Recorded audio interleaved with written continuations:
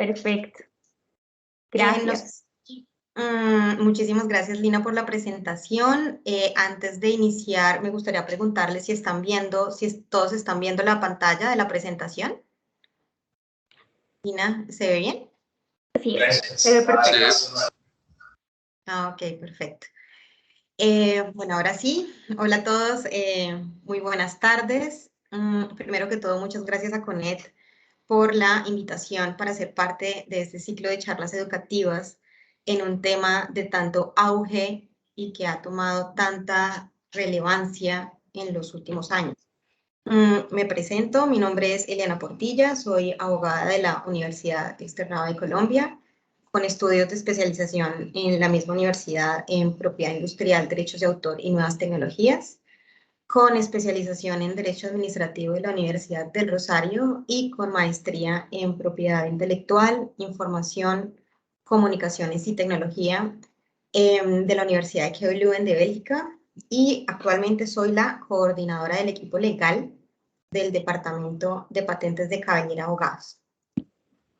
Entonces, pues me parece bien interesante que esta charla esté dirigida a emprendedores, porque gran parte de las consultas que recibimos en Cabellier provienen precisamente de empresarios que están en etapas preliminares de su negocio y quieren blindarse de manera integral desde el punto de vista legal.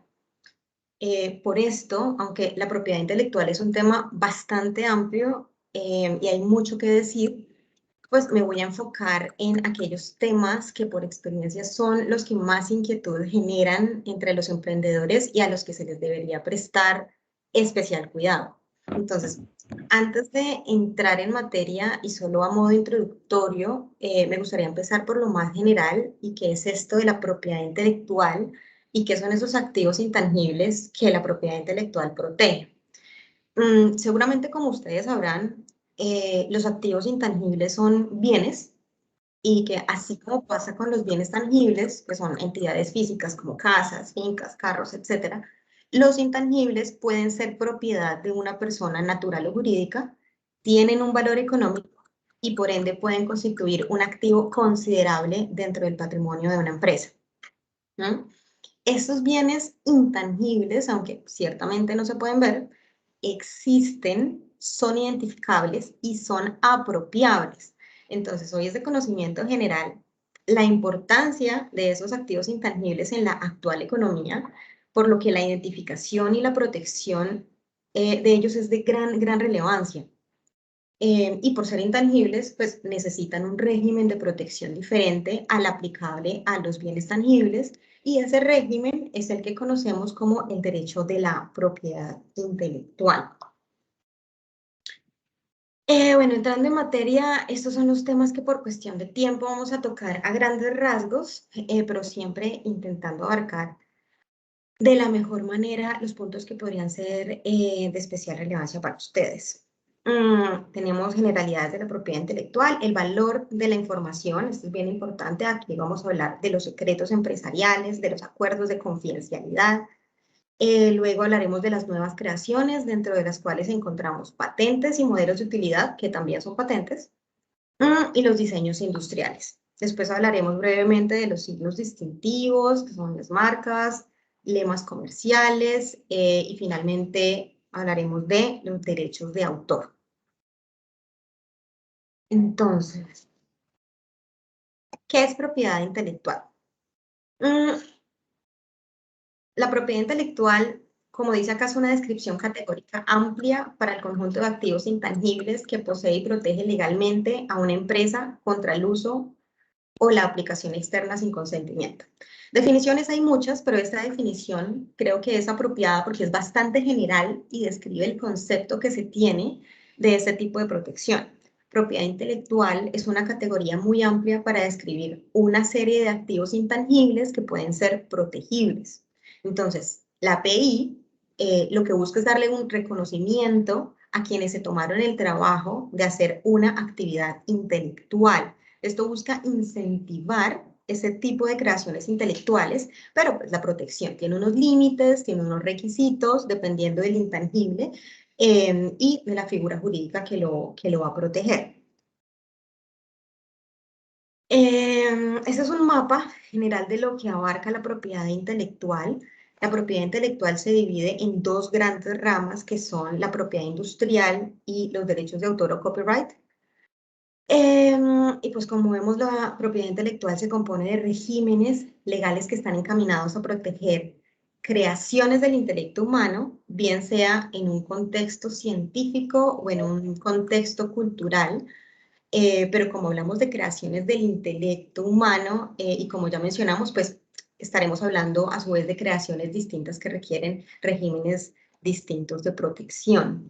Dentro de todos los que tenemos acá, bueno, hablaremos de las nuevas creaciones. Lamentablemente, por temas de tiempo, no ahondaremos en temas, no mencionaremos temas como la denominación de origen y las variedades vegetales, pero de resto creo que abarcaremos la mayoría, por lo menos los que más generan dudas e inquietudes entre los empresarios.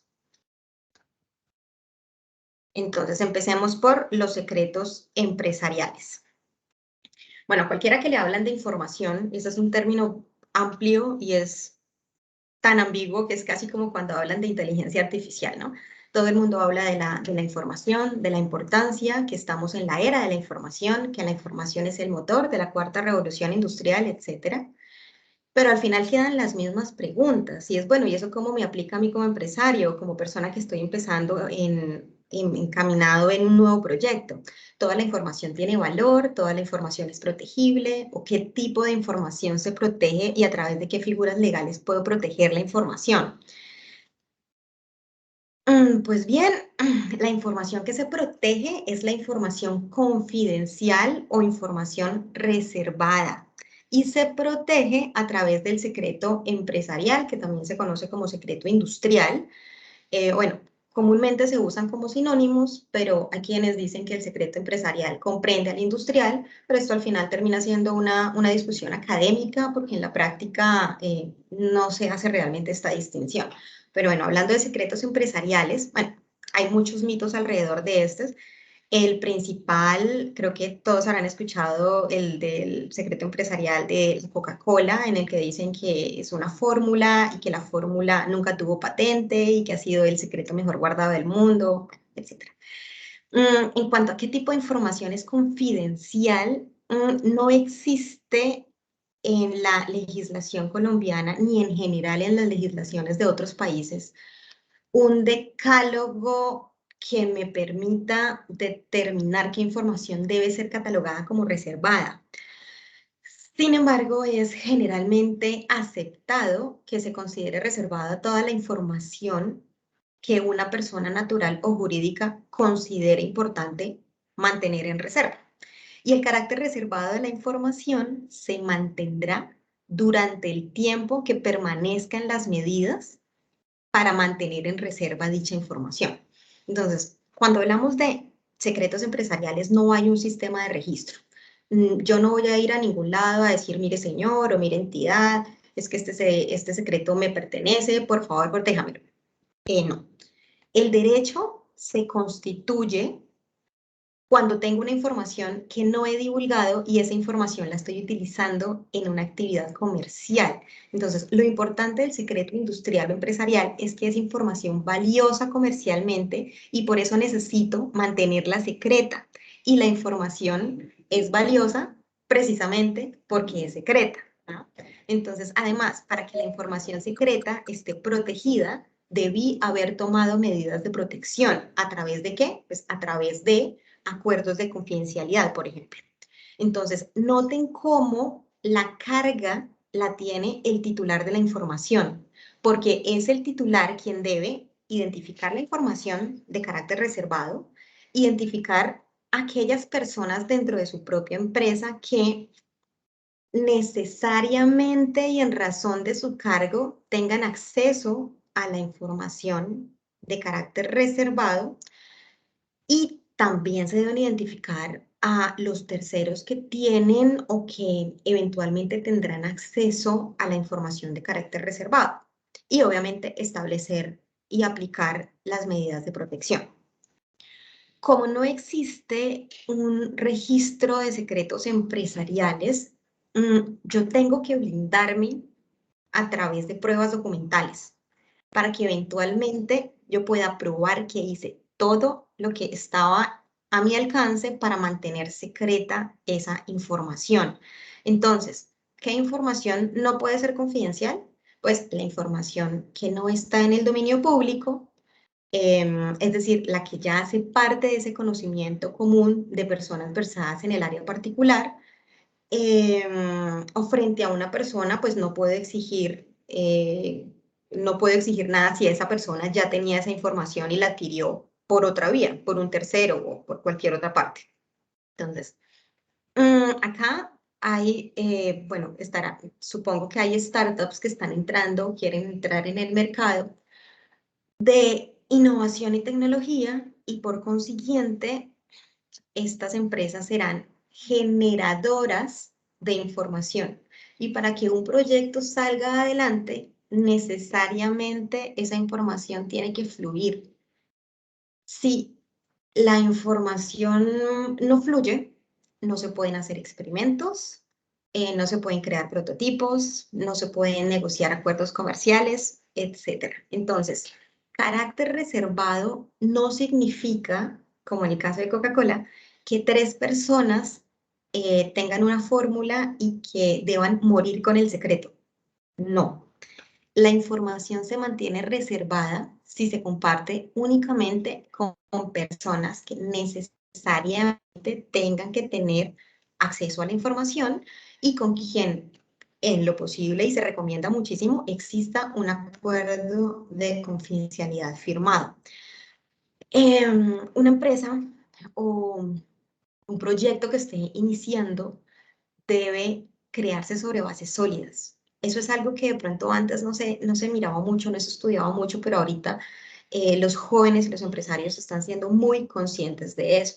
Y por eso desde etapas muy tempranas se debe tener una cultura, se debe crear una cultura de seguridad en la empresa, se deben crear protocolos de manejo de información confidencial al interior de las empresas. Es muy común, porque lo vemos en nuestro día a día. Es muy común, por ejemplo, que se unan 2 empresas en donde pues cada una tiene su expertise en un área determinada y se unen en acuerdos de colaboración o se vuelven aliados para un proyecto particular.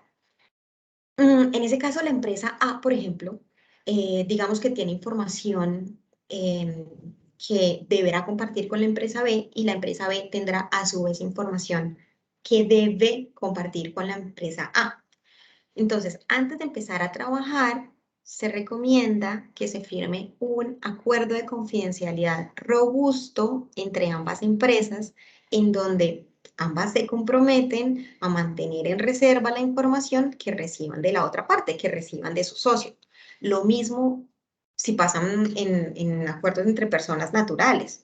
Puede pasar que después de, no sé, 10 años, estoy tomándome un café o me encuentro con los compañeros de la universidad, qué sé yo, y me encuentro con alguien y me dice como, oye, ¿en qué andas? Y le digo, como, no, yo estoy en el mercado de las prótesis de manos, por ejemplo. Y el otro dice como, oye, me súper interesante, yo estoy en el mercado de la robótica, me especialicé en robótica. Y ahí deciden unir sus conocimientos y se encaminan en un proyecto de prótesis robóticas y crean una empresa y le ponen nombre a la empresa y todo es maravilloso. Entonces, estas personas serán socias y si hacen las cosas bien desde un principio, pues van a firmar un acuerdo de confidencialidad a través del cual ambos se obliguen a mantener el carácter reservado de la información que reciban del otro, y que la información que se genere dentro de ese proyecto, dentro de esa empresa, pues será propiedad de la empresa de la cual los dos son socios. Ahora, frente a los empleados. Frente a los empleados se pueden hacer varias cosas. Se pueden incluir cláusulas muy bien redactadas dentro del contrato de trabajo o de prestación de servicios, o se puede firmar un acuerdo de confidencialidad adicional, o se puede firmar un acuerdo y luego ponerlo como un otro sí o un anexo al contrato que ya estaba y se reitera que esto fue así a partir de tal fecha, pero que desde tal fecha yo ya tenía conocimiento de esto. Se puede manejar de muchas maneras. Frente a terceros como subcontratistas, posibles aliados o inversionistas, lo mismo. Se prepara un acuerdo de confidencialidad, sencillo, concreto, suficiente, de modo que quede claro el carácter reservado de la información que se va a divulgar.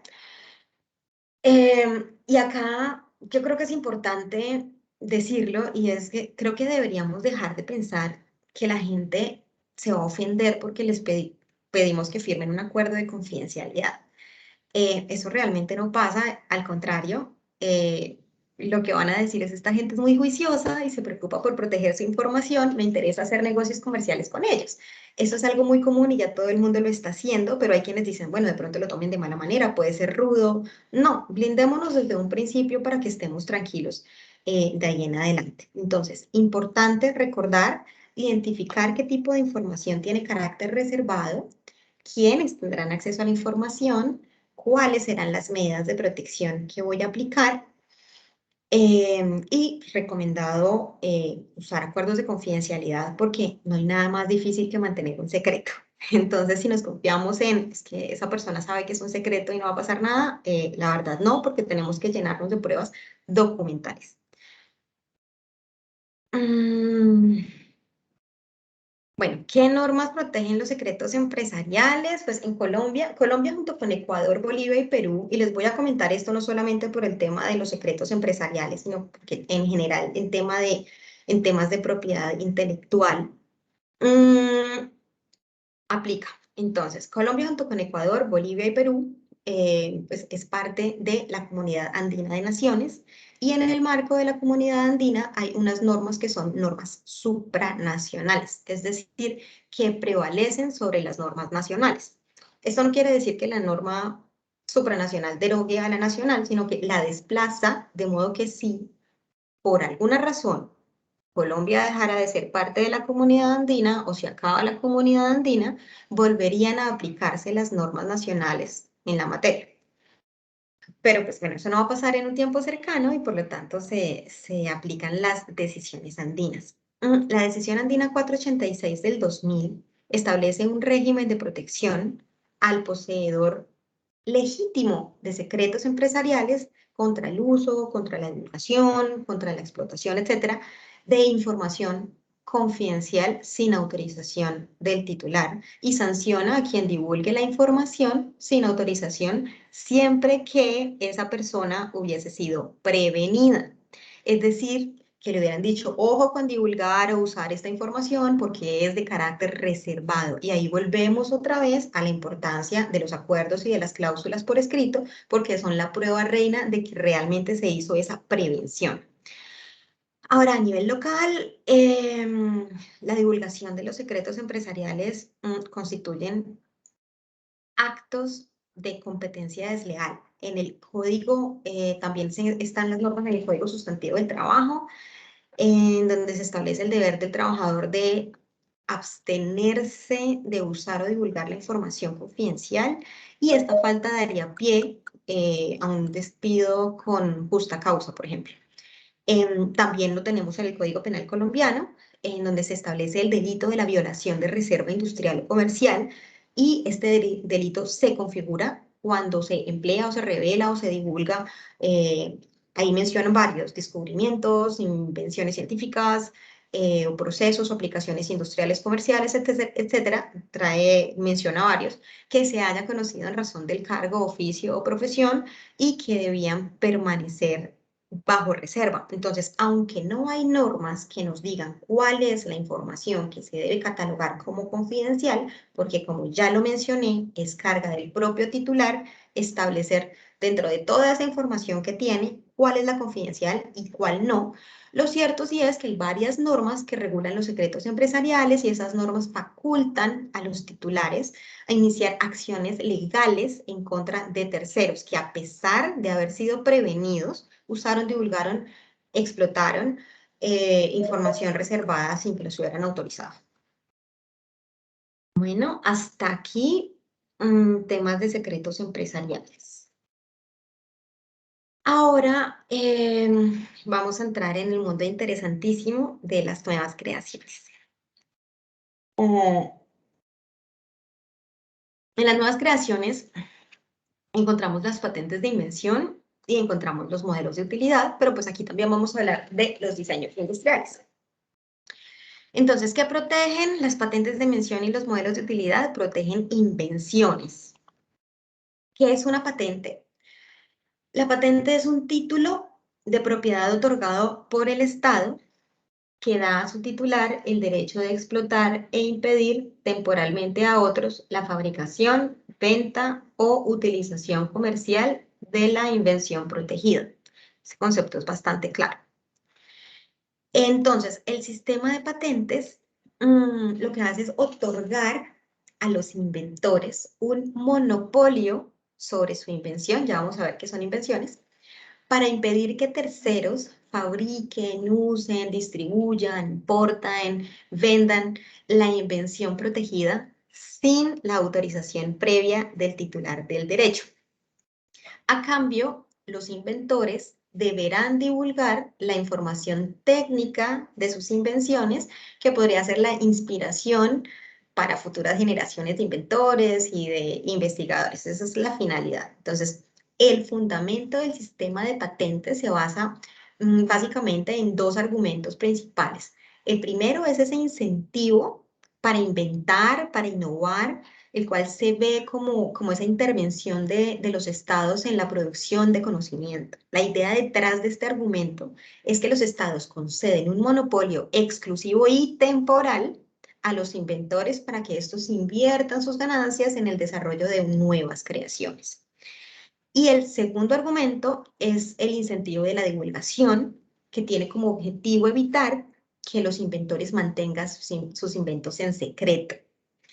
Así, al promover la difusión de información técnica, que es muy valiosa, los estados lo que hacen es asegurar que esas nuevas invenciones se van a transmitir al público y que una vez la patente expire, la invención pase a ser parte del dominio público y esa información se va a poder aprovechar por todo el mundo. Y esto va a generar más innovación, crecimiento, avances académicos, tecnológicos, etc.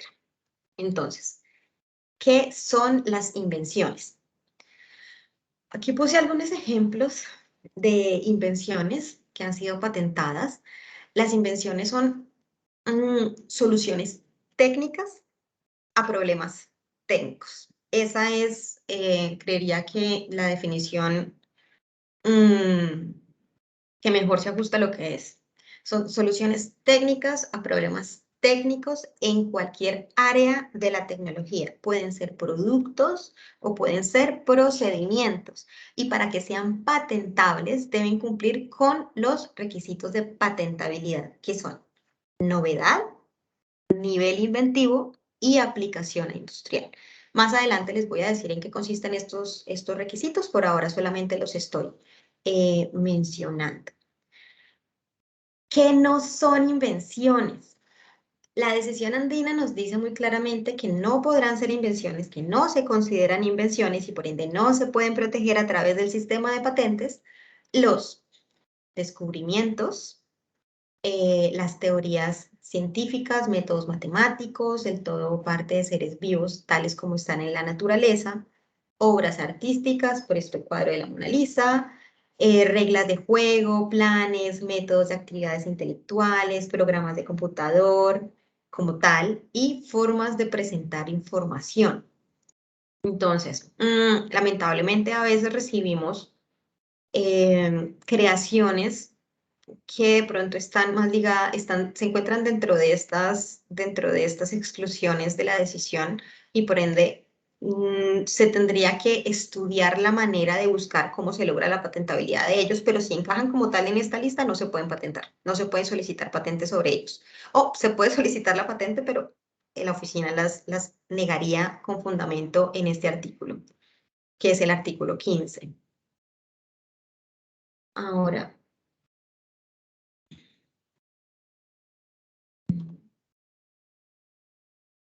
los requisitos de patentabilidad de patentes de invención. Entonces, son tres, como ya los había mencionado. Primero vamos a hablar de la novedad, luego nivel inventivo y luego aplicación industrial. La novedad se predica a nivel mundial y es un requisito objetivo. ¿Por qué digo que objetivo? Porque responde a la pregunta de diga cómo es cierto, sí o no, que existe en cualquier parte del mundo un invento con todas las características técnicas esenciales de ese mismo invento que usted está intentando proteger. Si la respuesta es sí, entonces el invento carecerá de novedad, y si la respuesta es no, entonces el invento será novedoso. Un ejemplo, yo tengo un invento que tiene 10 características técnicas esenciales y en el estado de la técnica existe un invento que tiene 9 de las 10 características técnicas esenciales. En ese caso, mi invento sí será nuevo, sí será novedoso, porque para que carezca de novedad, tendrá que compartir todas las características técnicas y no la mayoría, sino todas. Si resulta de ese examen de novedad que es novedoso, entonces se hará el estudio del siguiente requerimiento, que es del siguiente requisito, que es el estudio del nivel inventivo. El nivel inventivo es un poco más complejo porque un invento implicará una actividad inventiva si, con base en la información del estado de la técnica, ese invento no fue un resultado obvio para un experto versado en la materia. Ese requisito es en la práctica el más difícil de superar porque el examinador deberá determinar si el inventor se sintió motivado para resolver el mismo problema técnico con base en uno o más documentos que ya eran conocidos. Es decir, el invento se considerará obvio si el inventor simplemente siguió de manera lógica los pasos que se esperaban de cualquier experto en esa área técnica y que por ende llegar al invento no implicó el ejercicio que fuera más allá de lo que se esperaba de un experto. En ese punto es importante tener en cuenta que el invento no tiene que ser complejo para que se pueda patentar, ¿no? Eso también es un mito. El invento no tiene que ser ciencia de cohetes.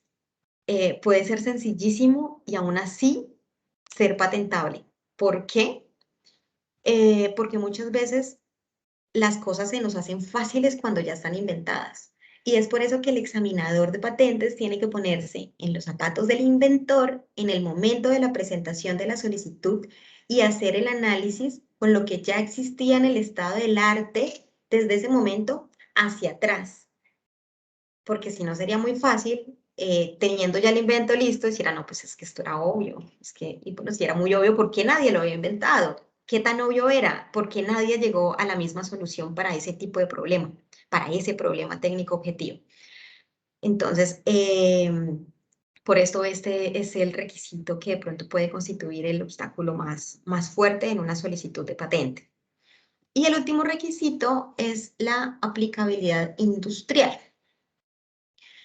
La verdad, no conozco la primera solicitud de patente que hayan objetado por falta de aplicabilidad industrial. ¿Por qué? Porque todo invento que pueda ser usado en la industria cumple con este requisito. Bueno, importante tener en cuenta, pueden existir varios inventos que solucionen el mismo problema técnico. Y esa es una pregunta que nos hacen muchas veces. Pueden existir varios inventos patentables y cumplen con todos los requisitos de patentabilidad. Entonces, por ejemplo, pueden existir 3 medicamentos para combatir la hepatitis C y cada medicamento usará una molécula diferente, pero todos buscan solucionar el mismo problema que es combatir esa enfermedad. Entonces, los 3 medicamentos se podrán patentar si son novedosos, inventivos e industrialmente aplicables, sin importar si los 5 medicamentos los crearon inventores diferentes o los creó el mismo inventor o la misma casa farmacéutica. Esto es irrelevante. Lo importante es que cumplan con los requisitos de patentabilidad. ¿En dónde se protege mi derecho sobre la patente? Esto también es una pregunta muy común. y es ¿en dónde tengo protección si la protección solamente la pido en Colombia? Entonces, si se solicita y se otorga la patente en Colombia, mi derecho lo puedo ejercer únicamente en el territorio nacional colombiano. Si quiero tener la patente concedida en otros países, tendré que solicitar la patente ante cada una de las oficinas de los países de mi interés. En Colombia es la Superintendencia de Industria y Comercio. Cada país tiene su oficina. En Estados Unidos está la USPTO. Bueno, cada una tendrá su oficina de patentes. Entonces toca ir, presentar la solicitud en cada una de esas oficinas si lo que quiero es tener la protección de la patente en esos países. Ahora, importantísimo tener en cuenta, desde el momento en que presento la primera solicitud de patente, tengo un año para presentar solicitudes de patente en otros países. Si se pasa ese año, cuando solicite la patente en otro país, me la van a negar por falta de novedad. Entonces, esto es lo que se conoce en derecho de patentes como la reivindicación de prioridad. Entonces, un ejemplo, presento mi solicitud de patente acá en Colombia hoy. ¿Qué es? Hoy es 24 de agosto. Entonces, la presenté hoy en Colombia y es la primera solicitud. Eso quiere decir que tengo hasta el 24 de agosto del 2022 para solicitar la patente en Brasil, en Canadá y en los países en los que yo esté interesado, reivindicando la prioridad de la solicitud colombiana. Sin embargo, bueno, 12 meses es muy poco tiempo, más cuando estamos hablando de el dinero que tengo que desembolsar para solicitar, para presentar una solicitud de patente en otros países, porque puede ser un tema costoso y más si estamos hablando de varios países. Entonces, Colombia y otros 153 estados hacen parte de un tratado de cooperación de patentes que también se conoce como la PCT, por sus siglas en inglés, Patent Cooperation Treaty, y con ese tratado el solicitante compra tiempo. Eso no significa con la PCT, que esa es otra pregunta muy común, no significa que si yo solicito una PCT, entonces voy a tener la protección de patente en los 153 estados miembros del tratado. No, no. Pero la PCT sí me da una ventaja muy grande y es que me permite comprar tiempo para entrar en otros países. De modo que ya no voy a tener 12 meses, sino, dependiendo de la jurisdicción, vamos a tener 30 o 31 meses. Un ejemplo, Colombia es mes 31, entonces se tendrán 31 meses para presentar la solicitud en Colombia que provenga de una PCT.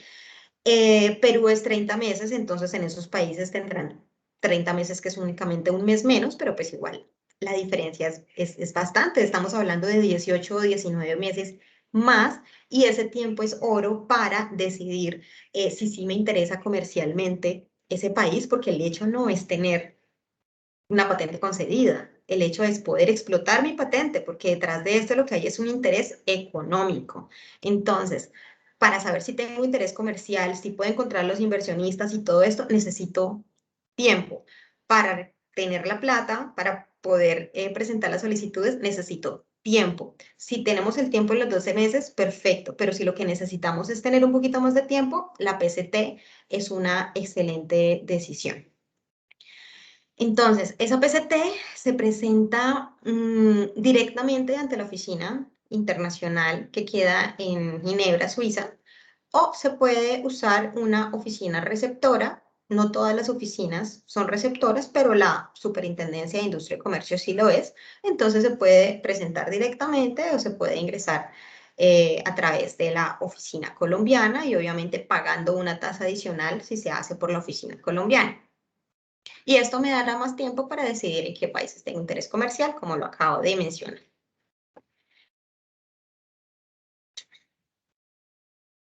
Entonces, importante, esta diapositiva es importante, que no es una patente, no lo que no se considera invención, que no es una patente. Una patente no es un permiso para comercializar. La comercialización es un tema muy independiente. En el mercado hay un sinfín de productos que no tienen patente, así como hay invenciones patentadas que nunca se llegan a comercializar, ¿no? Algunos productos requieren el registro INVIMA para poderse comercializar, pero eso ya es un tema de derecho regulatorio y la autoridad competente es otra porque es el INVIMA. Entonces, una patente no me garantiza, además, que no existan competidores en el mercado. Lo que me da es herramientas legales para iniciar acciones en contra de personas que sin mi autorización estén usando, fabricando, explotando mi invención dentro del territorio en el que tengo concedida la patente.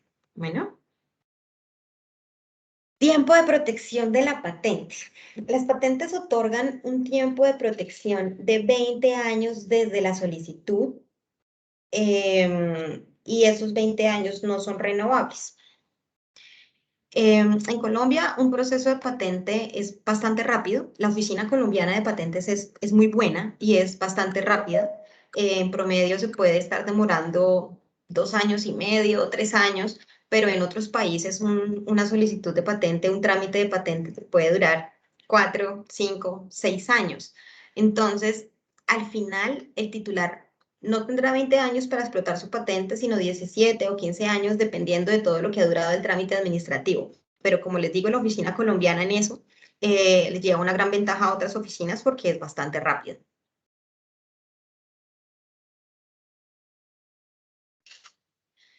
Ahora, ¿qué derechos otorga la patente? Eso los trae también la decisión Andina 486.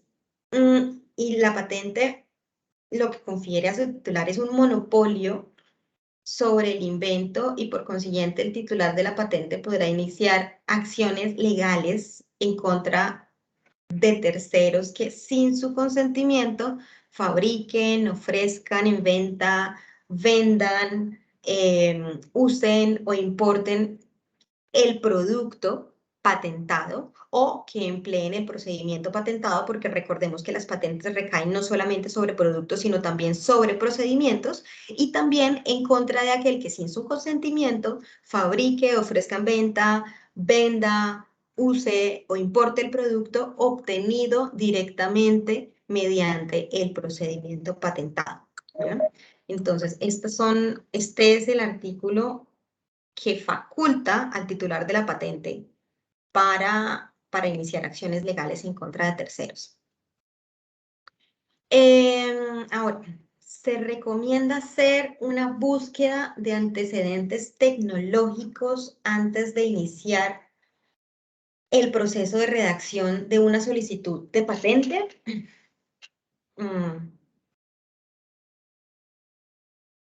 Sí, la respuesta es sí, sí, sí. Sí, muchas veces. Siempre será recomendable hacer una búsqueda tecnológica antes de empezar a redactar cualquier texto de patente. Y lo digo porque es que cuando nos inventamos algo, juramos que somos los primeros, que eso no existe, que yo busque en Google, y la verdad es que así no es. Un invento con las mismas características puede existir en un texto en mandarín y pues nunca lo encontraste porque Google tal vez, pues no lo encontraste por Google o porque estaba en una revista científica en otro idioma o porque nunca se patentó pero nunca se comercializó o porque nunca se patentó pero se alcanzó a divulgar porque se publicó la solicitud o se comercializó muy localmente, por cualquier razón. Pero las bases de datos que usan las oficinas nacionales de patentes y las firmas especialistas en patentes son muy buenas y te traen publicaciones, artículos, solicitudes de patente, negadas, concedidas, abandonadas, etc. Y ahí hay muchísima información que uno normalmente no puede encontrar buscando por Google. Además, tener esa información es necesaria para saber de qué manera dirigir la redacción de mi solicitud de manera que pueda lograr que la oficina de patentes o no me objete o si la objeta, que es lo más normal, es muy normal recibir objeciones de la oficina. De hecho, es la regla general y la regla súper excepcional es que nunca objeten por nada. Pero la idea es que con esta búsqueda tenga herramientas para redactar de manera que se puedan prever cosas, que se puedan superar esas objeciones de pronto sin tanta dificultad, que sabemos sobre qué terreno estamos andando. Bueno, ahora, ¿desde cuándo puedo empezar a hacer acuerdos comerciales sobre mi invento? Bueno, este es un tema delicado. A ver, cuando se presenta una solicitud de patente, ahí no tenemos un derecho constituido. Lo que tenemos es una expectativa de derecho. Entonces, lo ideal sería esperar hasta tener el derecho consolidado, porque sí es cierto que hasta no tener el acto administrativo que me otorga la patente, pues no tengo el derecho, no me puedo llamar titular. Sin embargo, en la práctica, muchas negociaciones, muchos acuerdos comerciales se empiezan a hacer cuando se ha presentado la solicitud y se le ha asignado un número de expediente. Otros esperan hasta la publicación de la solicitud. ¿Por qué? Porque desde la solicitud hasta la concesión, bueno, en Colombia, como ya mencioné, pueden pasar 2 años y medio, 3 años, y en otras jurisdicciones de 4 a 6 aproximadamente. Y el derecho de patentes pues, no busca frenar acuerdos comerciales entre individuos, sino otorgar derechos exclusivos sobre inventos y modelos. Entonces, ¿cómo funciona el sistema? Pongámonos en los zapatos de ambas partes. Digamos que yo no soy el titular de ninguna solicitud de patente y lo que quiero es entrar al mercado colombiano con un producto. Entonces, hago una búsqueda y me doy cuenta que existe una solicitud de patente presentada en Colombia y con mi producto podría infringir los derechos de titular de esa patente colombiana si se llega a conceder. Esto a nosotros lo que nos da es información de antemano. Importante tener en cuenta, el titular de la patente puede iniciar acciones legales en contra de posibles infractores por acciones realizadas con posterioridad a la publicación de la solicitud, no con posterioridad a la concesión. Es decir, tiene efectos retroactivos porque las solicitudes de patente se publican 3 o 4 meses después de la solicitud. Y eso hace que la gente lo piense 2 veces. Pero uno tiene esa información, entonces uno lo que puede buscar es hacer acuerdos comerciales antes incluso de que se conceda la patente sin saber si es que la patente se va a conceder o no. Entonces eso ya depende mucho de la urgencia que tengamos de entrar en un mercado, de la urgencia que tenemos de empezar a buscar o entrar con productos. No importa si yo no soy el titular de la patente, tenemos que ponernos como en el lugar, tanto en los zapatos del que es el solicitante de la patente y ponernos en los zapatos de los otros que son los que no son los solicitantes de las patentes, pero que de pronto entrando al mercado con algún producto o aplicando algún procedimiento podrían llegar eventualmente a infringir derechos de patente o de una patente que todavía no está concedida, pero que se podría conceder en un futuro, ¿no? Entonces, todos estos acuerdos, todo este análisis empieza a hacer muchas veces antes de que se conceda la patente y por eso es que la fecha que tienen como fecha importante es la fecha de la publicación. La fecha de la publicación. Ya con la fecha de la publicación pasan varias cosas y es que entonces esa solicitud, toda la información técnica de la solicitud entrará al dominio público porque será pública. Cualquier persona podrá tener acceso al contenido de la patente, de lo que hablábamos del contrato social, por así decirlo, que existe en el sistema de patentes. Y además, porque a partir de la publicación, el titular, si en un futuro resulta que le conceden la patente, tendrá una retroactividad en el sentido que puede iniciar acciones legales en contra de cualquiera que hubiera infringido o hecho actos de infracción con posterioridad a la publicación.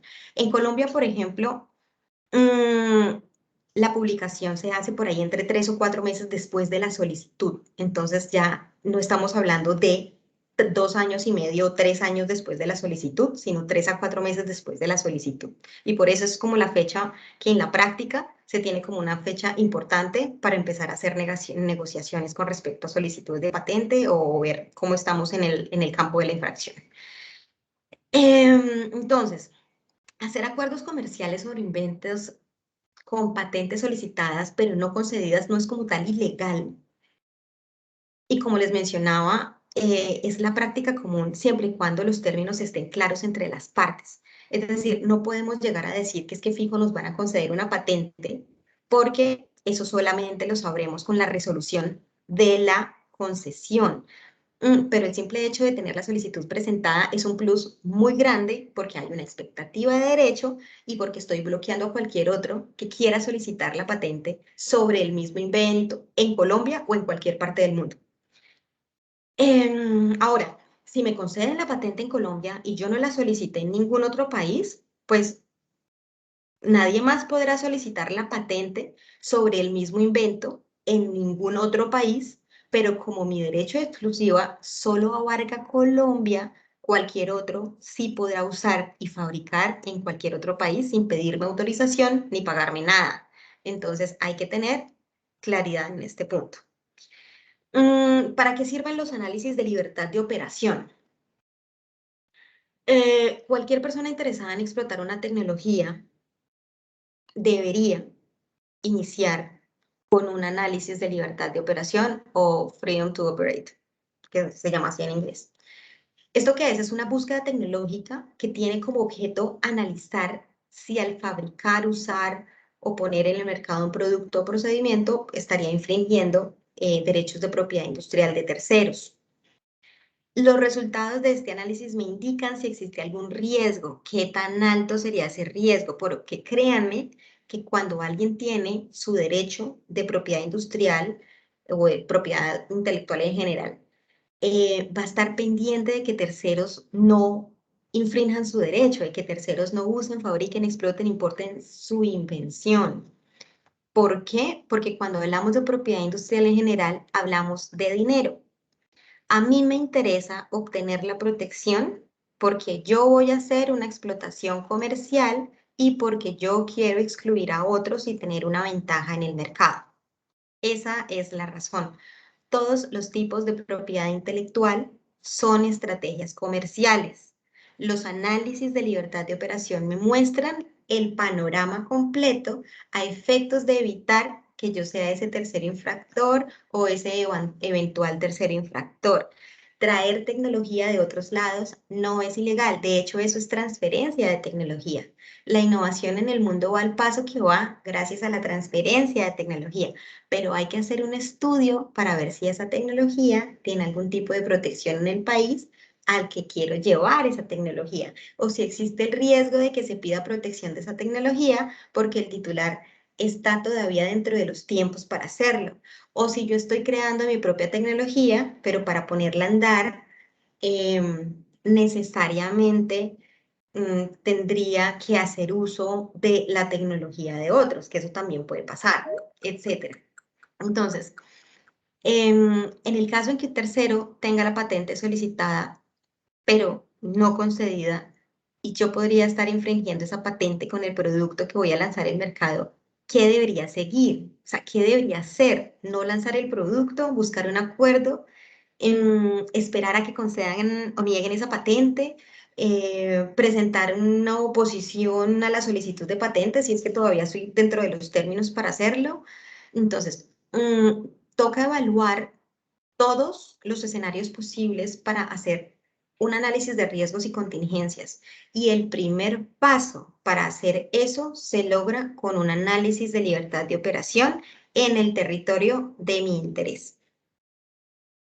Bueno, yo quería hacer bastante énfasis en este punto porque este punto es, siempre nos preguntan, siempre existen inquietudes al respecto y me parece que es importante que ustedes como empresarios tengan esto muy claro en este momento, porque si están en esa etapa preliminar de sus negocios o de sus proyectos, ahí es cuando tienen que empezar a tomar todas las medidas, previendo lo que pueda pasar, evitando no llegar a tener problemas legales en un futuro con terceros, intentando proteger la información generada dentro de sus empresas o la información que fluya de unos con otros. Entonces, por eso estoy haciendo mucho énfasis en temas de las búsquedas tecnológicas, de los análisis de libertad de operación, de los acuerdos de confidencialidad, porque eso es lo que ustedes los va a poner en una situación ventajosa, porque van a estar tranquilos, van a estar seguros de que están haciendo las cosas bien, ¿no? Entonces, muchos se preocupan por otros temas, pero creo que ese es uno de los temas más relevantes que tienen que tener en cuenta, y más si estamos hablando de startups, de universidades que están en los negocios tech, biotech, tech, porque aquí es tecnología y transferencia de tecnología, y aquí es cuando se ve puro y duro el tema de la propiedad intelectual, más puntualmente el tema de la propiedad industrial. Hasta acá el tema de las patentes de invención, pero vamos a seguir con otro tipo de patentes que son los modelos de utilidad. Los modelos de utilidad también son patentes. De hecho, algunos los conocen como pequeñas patentes. Porque hay mayor flexibilidad con respecto a los requisitos de patentabilidad, porque requieren en cuanto al nivel. ¿Me escuchan ahí? No sé si me están escuchando. Es que pareciera que se fue la comunicación. Lina, ¿me confirmas? Se fue un poco, pero ya, Eli, ya te escucho Sí, bien. ¿desde cuándo me fui? No, te fuiste hace un par de segundos, la verdad no fue mucho. Se fue y volvió. Ujú. Si Bueno, quieres, listo, retomas perfecto. lo Entonces, de las patentes pequeñas que son los modelos de utilidad. listo, perfecto. Pues, Entonces, como les estaba mencionando, los modelos de utilidad también son patentes, y son patentes de modelos de utilidad, y muchos los conocen como las pequeñas patentes, porque se tienen que cumplir con todos los requisitos de patentabilidad, al igual que con las patentes de invención, pero existe una flexibilidad en cuanto a los requisitos. Entonces, no se analiza con la misma rigurosidad con la que se estudia una patente de invención, puntualmente hablando del nivel inventivo. Son mucho menos exigentes los examinadores cuando están evaluando el nivel inventivo de los modelos de utilidad, y por esto se deciden más rápido que una patente de invención, a pesar de que la solicitud es igual a la de una patente de invención. También las solicitudes de patente se componen por varias partes que son obligatorias. Entonces existe una descripción, existe un resumen, existe el capítulo reivindicatorio, que es realmente lo que se intenta reivindicar como propio dentro de la solicitud de patente, y existen todas las formalidades, que el poder, que la sesión, etc. Ahí creo que se me escapó un tema que ya les voy a mencionar, pero bueno. Y a pesar de eso, por esa flexibilidad en temas de los requisitos, se deciden en un tiempo más rápido. Entonces, la protección de los modelos de utilidad sí tiene una diferencia importante con las patentes de invención. Bueno, tiene varias, pero una de ellas es que se protege únicamente por 10 años y no por 20. 10 años desde la fecha de la solicitud. Otra diferencia es que los modelos de utilidad solamente recaen sobre productos y no sobre procesos. Entonces, no es como con las patentes de invención, en donde podemos proteger productos o procedimientos en cualquier área de la tecnología, sino única y exclusivamente desarrollos en el sector mecánico, porque deben ser un artefacto, una herramienta o un instrumento. Entonces, por ejemplo, leamos como lo que trae el artículo. Dice: se considerará modelo de utilidad a toda nueva forma, configuración o disposición de elementos de un artefacto, de una herramienta, de un instrumento, mecanismo u otro objeto de alguna parte del mismo, que permita un mejor o diferente funcionamiento, utilización o fabricación del objeto, que le incorpore o que le proporcione alguna utilidad, ventaja o efecto técnico que antes no tenía. Acá entonces puse algunos ejemplos de modelos de utilidad. Y entonces, quedaría claro con esta definición que tiene que ser un artefacto y que tiene que ser un artefacto mecánico. Además, este artefacto tiene que incorporar una utilidad que antes no tenía o que es nuevo a como se conocía antes. Entonces, tomo algo que ya existía y lo que voy a hacer es que lo voy a mejorar de modo que no requiere una calidad inventiva demasiado alta, sino un efecto que antes no poseía. Pasa mucho que se presenta una solicitud de patente de invención durante el trámite y durante el trámite, si definitivamente uno nota que de pronto no la van a conceder como patente de invención, pero que sí tiene posibilidades de que se conceda como modelo de utilidad, pues existe la posibilidad de convertir esa patente de invención en un modelo de utilidad. Bueno, en modelos de utilidad, aparte del efecto técnico, bueno, eso también tiene que tener un efecto técnico que antes no tenía.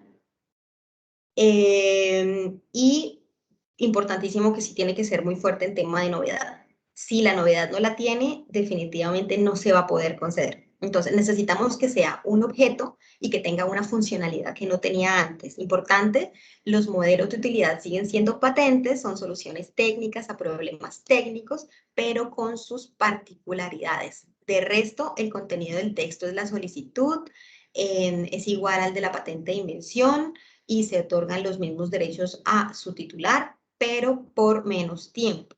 Y ahorita que estaba hablando, que les dije que se me había quedado de pronto algo por mencionarles que me parece que es importante, es el tema de la titularidad de las patentes de invención y de los modelos de utilidad. ¿Quién puede ser un titular? ¿Quién puede solicitar una patente de invención o un modelo de utilidad?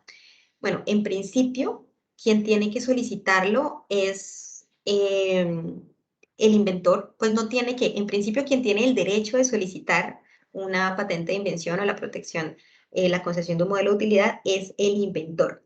Sin embargo, el solicitante puede ser otro, ¿no? Inventor siempre tiene que ser una persona natural, una persona física. Eliana Portilla, Lina Renigifo pueden ser inventores. Koala no puede ser inventor. La empresa del ejemplo que les estaba diciendo de robótica, que digamos que se llame Prototech, porque era de prótesis, entonces tampoco puede ser inventor. El inventor siempre va a ser una persona natural, pero la persona natural le puede ceder esos derechos sobre la invención a una persona natural o jurídica, y esa persona natural o jurídica será el solicitante será el solicitante de la concesión de la patente. Nuestra legislación también permite que se presente, en vez de presentar un contrato de cesión, también se puede presentar un contrato de trabajo en donde claramente se establece o se especifica que, por ejemplo, Lina Rengifo trabajaba para Prototech y que una de sus funciones era crear este tipo de artefactos, etcétera. Entonces, si dentro de sus funciones estaba este tipo de creaciones, se entiende que las creaciones de Lina Rengifo le pertenecen a Prototech y por ende no se tendrá que presentar un contrato de cesión, sino un contrato de trabajo en donde quede clara esta situación y no hay ningún problema. De hecho, es bastante común. Bueno, y en cuanto a, creo que no sería más en cuanto a la titularidad, pero sí me parecía importante hacer la aclaración porque recibimos muchas consultas de qué pasa si el inventor era tal y ya no lo encuentro, ya no sé en dónde está, se fue del país, salió en malos términos de la empresa. pues entonces es importante que los contratos de trabajo tengan esas cláusulas, estén bien claros en que esta persona trabajaba en esta empresa y cuando trabajaba en esta empresa hizo tal invento y por ende le pertenece a la empresa. Y si no, simplemente un acuerdo, un contrato de cesión, que es una página diciendo la solicitud tal, que consiste en tal cosa, entonces pues que yo la inventé y que yo declaro ser el único inventor y el real inventor y estoy cediendo los derechos sobre la invención a la empresa tal o a el solicitante tal. Y ya con eso estamos bien por ese lado con los requisitos. No tiene que ponerle mucha atención a los requisitos formales de ese tipo porque porque siguen siendo requisitos y si uno no cumple con ellos, pues se declara abandonada la solicitud. Entonces son cuestiones formales, pero no dejan de ser poco importantes por ser requisitos formales. Entonces hay que tenerlos en cuenta. Ahora vamos a hablar un poco de los diseños industriales. La decisión andina también nos trae la definición, es una definición bastante completa y dice, se considerará como diseño industrial la apariencia particular de un producto que resulte de cualquier unión de líneas o combinación de colores o de cualquier forma externa, bidimensional o tridimensional, línea, contorno, configuración, textura, material, sin que cambie el destino o finalidad de dicho producto. Entonces, los diseños industriales protegen la apariencia particular de un producto, la apariencia estética u ornamental, no su funcionalidad. Vamos a pasar a la siguiente. Acá en la diapositiva les puse varios ejemplos. Es muy común las solicitudes de diseños industriales para las formas de los empaques, ya sean de perfumes o de productos para limpieza. Esos son bastante comunes. Y en la siguiente les pongo otros ejemplos. Está esta silla, hay diferentes tipos de gafas. Miren que aquí lo que importa es el diseño, cómo se ve. Esto no quiere decir que un producto sobre el que recae el diseño no pueda tener una funcionalidad, porque pues de hecho todos los productos sirven para algo. De otra forma estaríamos hablando de obras de arte. Pero en materia de diseños, por ejemplo, tenemos un sinfín de diseños de sillas en donde todas sirven para sentarnos, pero tienen una apariencia diferente y esa apariencia es lo que le da un valor agregado porque hace que comercialmente se venda más o se venda más caro. Entonces, a los diseños industriales no les importa si el objeto tiene una funcionalidad que no tenía antes, sino que sean estéticamente atractivos. Y el único requisito que se exige es que sea nuevo. ¿Qué significa que sea nuevo? Pues que antes a la fecha de la presentación no se hubiera hecho accesible al público en cualquier momento o lugar mediante descripción, utilización, comercialización o por cualquier otro medio. Entonces, las patentes y los diseños protegen cosas distintas y por eso no son excluyentes. Yo puedo tener una patente y un diseño sobre el mismo objeto porque protegen cosas muy distintas. El diseño protege cómo se ve, la impresión que me produce. Alguna persona alguna vez escuché que decía que era el sex appeal del producto, mientras que la patente protege la funcionalidad técnica del producto. Cuando se presenta una solicitud de patente, es una solicitud de patente. Está compuesta, como ya les mencioné, por descripción, capítulo reivindicatorio. Es una cosa bien compleja, tiene que hacerse muy bien hecha en un lenguaje apropiado, técnico, que sea aceptado, porque si no nos van a objetar absolutamente todo. Eso lo tiene que hacer un profesional, etc. En una solicitud de diseño, lo que tiene que estar muy bien presentado son las vistas. Cuando se presenta una solicitud de diseño, únicamente se allegan las 7 figuras que corresponden a la vista superior, la vista inferior, las vistas, la frontal, la posterior, lateral derecho, lateral izquierdo y una vista perspectiva. No tengo que explicar nada, no tengo que describir las figuras, nada. Bueno, ahora los diseños no necesariamente tienen que ser diseños tridimensionales. También se protegen, como lo vieron en la definición, diseños bidimensionales. Un ejemplo, ahorita está en furor en el mundo del diseño las interfaces gráficas de usuario, porque todo el mundo las está usando, ¿no? Que es la forma como se ven las aplicaciones, por ejemplo, en mi celular. Que en Instagram aparecen los iconos en la parte inferior y tienen un espacio en la esquina superior y aparecen, se ve la foto o el video en un recuadro que está ubicado en tal parte de la pantalla, etcétera. Esto también se protege a través de diseños industriales. Aquí de hecho les puse un ejemplo, este es un ejemplo de Instagram, así tal cual, pues no es la vista obviamente no puede tener imágenes, entonces se ponen simplemente los recuadros en vacío, pero eso también es protegible por diseños industriales. Y últimamente, de hecho, hemos presentado varios y se han concedido sin ningún problema. También son protegibles como 2D, o sea, bidimensionales, están los labrados sobre telas o los labrados sobre llantas, em, como patrones de diseño, esos también son diseños bidimensionales. Y en cuanto al término de protección, los diseños se protegen por 10 años y su trámite dura entre 5 y 6 meses desde la solicitud hasta la concesión aproximadamente. Entonces no dura mucho. De hecho, hemos tenido casos de concesiones en 4 meses. El departamento encargado, los examinadores encargados en la Superintendencia de Industria y Comercio son bastante ágiles en el análisis de este tipo de solicitudes y también están como muy abiertos a explicar qué es lo que buscan en la solicitud, si de pronto las figuras tienen algún tipo de problema, entonces no existe mayor inconveniente con temas de diseños industriales siempre y cuando se cumpla con el requisito de novedad y se presenten las figuras que pueden ser figuras a mano alzada o pueden ser figuras en dibujo técnico o pueden ser fotografías siempre y cuando tengan una definición buena, una alta calidad, porque ese obviamente va a ser el registro de lo que se está protegiendo y que queda en los archivos de la Superintendencia de Industria y Comercio. Todas las solicitudes en Colombia se presentan por la plataforma, que es una plataforma que se llama CIPI.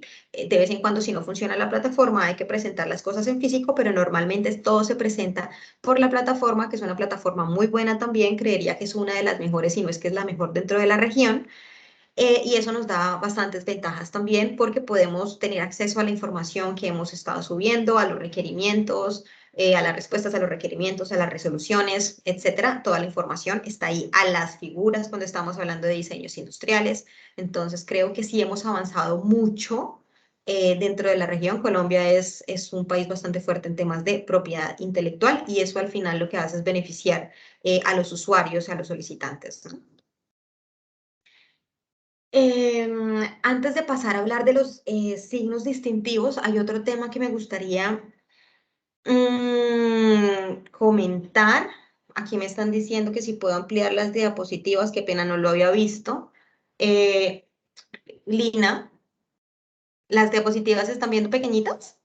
No, es paradas en diseños industriales. No sé si aún sigues hablando sobre el ejemplo que diste en Instagram y demás. Sí. No, se está viendo normal. Bueno, perfecto. Es que vi un comentario y si podía ampliar las diapositivas, pero pues si me dices que se está viendo bien, entonces continúo.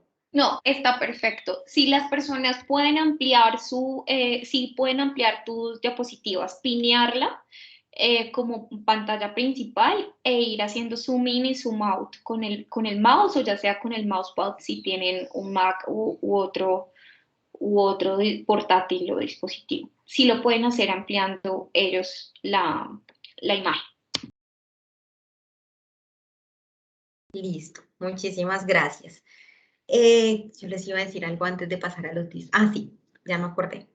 En materia de patentes de modelos de utilidad, hay que tener en cuenta que cuando se conceden para mantener la vigencia de la patente o de la patente de modelo, se tiene que pagar lo que se llaman anualidades.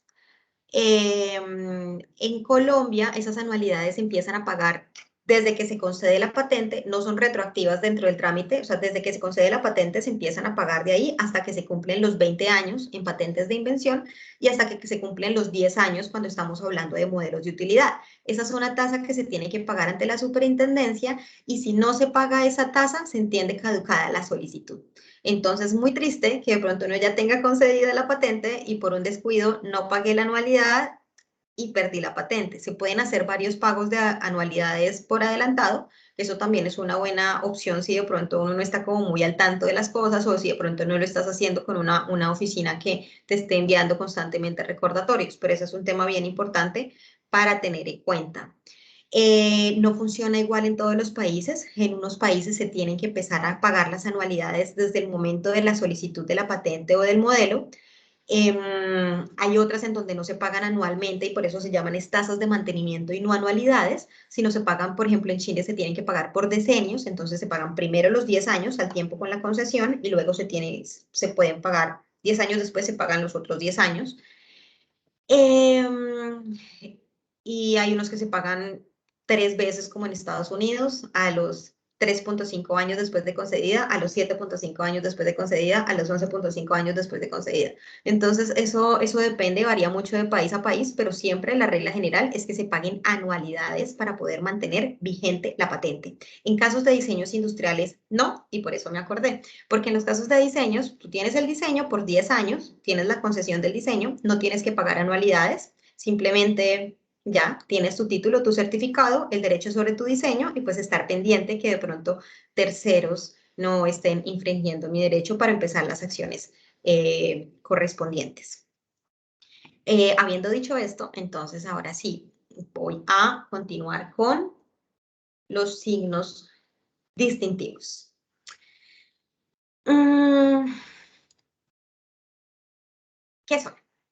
Bueno, las marcas se definen, las marcas son los signos distintivos por excelencia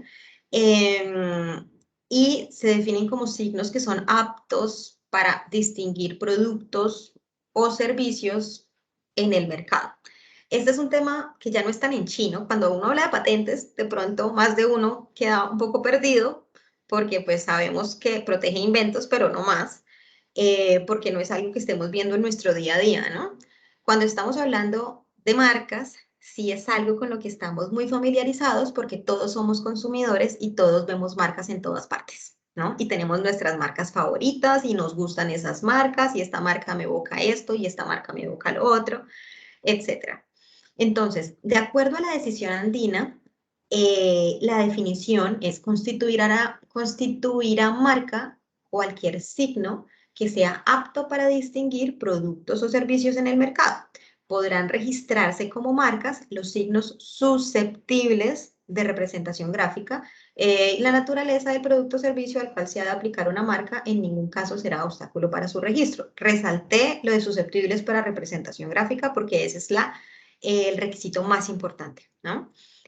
El espíritu de esta protección es prevenir que el consumidor se confunda con respecto al origen de los productos y servicios. Pero esa no es su única función. Las marcas sirven para fines publicitarios. Sirven para que se asocie una calidad específica a un producto o servicio. Sirven para generar recordación entre los consumidores. Sirve para evitar que terceros se quieran aprovechar de la reputación de una marca ya consolidada en el mercado. En fin, tiene muchas funciones que tocan de pronto un poquito más con el consumidor y obviamente que es como, esta es un punto medio entre consumidor y empresa, ¿no? ¿Qué puede ser marca? Pueden ser marca palabras, combinación de palabras, ahorita les voy a decir los tipos de marcas, imágenes, figuras, símbolos, sonidos. Los sonidos también pueden ser marcas, como por ejemplo el inicio de Windows, no es como taranana. Bueno, lo hizo pésimo, pero ustedes saben cuál es. El de coordinadora, ese también está concedido, está registrado como marca, o el rugido del león de la Metro Goldwyn Mayer, que obviamente ese no lo voy a hacer, pero que también estoy segura que lo conocen. Y se puede representar, acordémonos del requisito de la representación gráfica. ¿Cómo se representa una marca o un signo sonoro? Pues con un pentagrama, hay diferentes medios, pero siempre y cuando se pueda poner, se pueda representar gráficamente, será aceptado por la Superintendencia de Industria y Comercio, en nuestro caso que es de Colombia. Los olores también pueden ser marcas, pero estos sí son mucho más complicados por precisamente el requisito de la representación gráfica. Si bien es cierto que químicamente se puede describir un olor, el tema es que se pueda describir y que otros lo puedan entender, pero imagínense a un examinador tratando de mirar si se parece o no se parece un olor a otro por una descripción química escrita. Pues es muy complicado y es por esto que en el mundo hay muy poquitas marcas olfativas. Yo no he visto la primera en la Superintendencia de Industria y Comercio, pero realmente no he verificado si de pronto ya hay una. Yo sé que hace no tantos años no habían. En Europa sí concedieron una marca olfativa para eran como unas pelotas de golf o pelotas de tenis y tenían olor a pasto recién cortado. Y eso fue como el guau porque la concedieron y esto. Entonces, en principio sí se podría conceder, pero pues son marcas no tradicionales y realmente no es que estén mucho en el mercado. Entonces, ustedes como empresarios de pronto difícilmente estén interesados en este tipo de marcas. También se pueden registrar como marcas las letras, los números, un color delimitado por una forma, es decir, un color, porque sí, no se puede, uno no se puede apropiar de un color, pero hace unos años la superintendencia, por ejemplo, concedió el registro para el verde Milo. El verde Milo está protegido, pero siempre tiene que estar, creo que el manzana postobón también, pero siempre tiene que estar delimitado por una forma. La combinación de colores también. Pueden ser las formas de productos, de envases, porque esas son marcas tridimensionales. Y cualquiera de las anteriores combinadas, que esas serían marcas mixtas. ¿Listo? Vamos acá. Estas son las típicas. Estas son las típicas y se las queríamos poner porque cuando ustedes como empresarios siempre se van a hacer esta pregunta y es, ¿qué tipo de marca quiero registrar? La más común es la mixta, que es la que ven en la diapositiva en la parte de abajo, que está Movistar, Lacoste y Puma, porque es la que más le gusta a los empresarios en general. Pues es porque generan recordación, porque tienen una parte escrita y el voz a voz es súper importante cuando estamos hablando de marcas, ¿no? El voz a voz es como, ay, a mí me encantó una marca de ropa, ¿cuál? Lacoste, ¿no? ¿Cómo se llama? Lacoste. ¿Cómo se llaman los tenis? Ah, no, eran unos Puma, la parte escrita. Pero además ese signo, ese logo le añade distintividad a la marca. Y el objeto de las marcas es que sean bien distintivas dentro del mercado para que los consumidores las puedan identificar fácilmente, ¿no? Entonces esa es como la marca que más le gusta a los empresarios. Sin embargo, las otras marcas también son bien importantes, que están la marca nominativa. La marca nominativa estas son nominativas independientes del tipo de letra. Si yo le pongo, aquí por ejemplo en esto ustedes ven que Sony tiene un tipo de letra, esa realmente no es una marca nominativa. Esa sería una marca mixta. ¿Por qué? Porque tiene un tipo de letra particular. Lo mismo con Avon, tiene un tipo de letra particular. Si tienen ese tipo de letra ya se vuelve mixta, pero si es nominativa, sin importar el tipo de letra, entonces, es una marca fuerte porque en el mercado uno la puede usar de diferentes formas, ¿no? Entonces, todas sus marcas tienen sus pros y sus pros y sus más pros, porque la verdad es que no es que tengan contras. Y las marcas figurativas normalmente las solicitan, pero eso ya es cuando la marca está muy consolidada en el mercado. Por ejemplo, abajo tenemos la marca mixta que es Puma, pero si a nosotros nos ponen un puma, simplemente la imagen del animal sin las letras PUMA, nosotros sabemos que es puma. ¿Por qué? Porque le han hecho tanta propaganda a esa marca que nosotros simplemente con mirar la imagen del logo, la parte figurativa, ya vamos a identificar qué marca es. Lo mismo Pepsi, la M de McDonald's, Chrome. Estos son marcas que todo el mundo ve todo el tiempo. Entonces no es necesario ponerle una marca, no es necesario ponerle una parte en letras, porque cualquiera que lo vea ya va a saber qué es. Pero para llegar a ese punto es porque ya se ha generado una recordación en general en los consumidores. Entonces ese es como el último paso cuando están solicitando las marcas. Ahora, obviamente, los que tienen marcas figurativas, las tienen mixtas, figurativas, nominativas y de todas las formas posibles, porque los empresarios lo que buscan es consolidar portafolios. Las grandes empresas, cuando uno mira los portafolios de marcas de las grandes empresas, tienen la misma marca de muchas maneras, reivindicando colores, sin reivindicar colores, como se utilizaba antes, como se utiliza ahora. ¿Por qué? Porque las marcas sí se pueden renovar y se pueden renovar por siempre. No es como las patentes que tienes hasta 20 años, los modelos de utilidad que tienes hasta 20 años y los diseños que tampoco, que no se pueden renovar, pero tienes una protección por 10 años. No. Cuando estamos hablando de marcas, puedes renovar la marca cada 10 años y después otra vez a los 10 años y después otra vez a los 10 años. Y por eso es que tenemos marcas que fueron solicitadas la primera vez hace un montón de tiempo, pero las personas las siguen manteniendo dentro de su portafolio porque su portafolio de marcas vale plata. Y lo que estábamos diciendo hace un momento, cuando estamos hablando de propiedad industrial, no estamos hablando de otra cosa diferente a asuntos comerciales, económicos. Hay un interés económico detrás de esto. Entonces, el portafolio vigente de las marcas tiene un valor y es un valor que puede ser bastante considerable dentro de los activos de una empresa. Y ahora imagínense cuando es un portafolio de muchos países o un portafolio regional, ¿no? Entonces son muchas marcas que su mantenimiento cuesta, obviamente, porque el mantenimiento tiene que costar, mantener la marca, estar haciéndole publicidad a su marca, eso también cuesta, pero es algo necesario y es algo necesario y además que va a tener muchos beneficios por todas las funciones que cumple esa marca.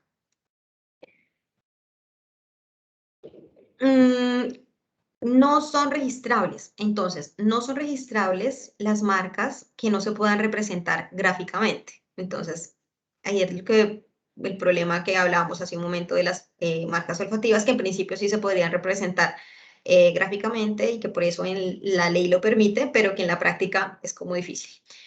Que no sean distintivos. No se puede, siempre se va a hacer un análisis de distintividad. Que consistan en formas usuales de productos, envases, formas, etcétera. Entonces yo no puedo proteger manzanas con una forma de una manzana. No.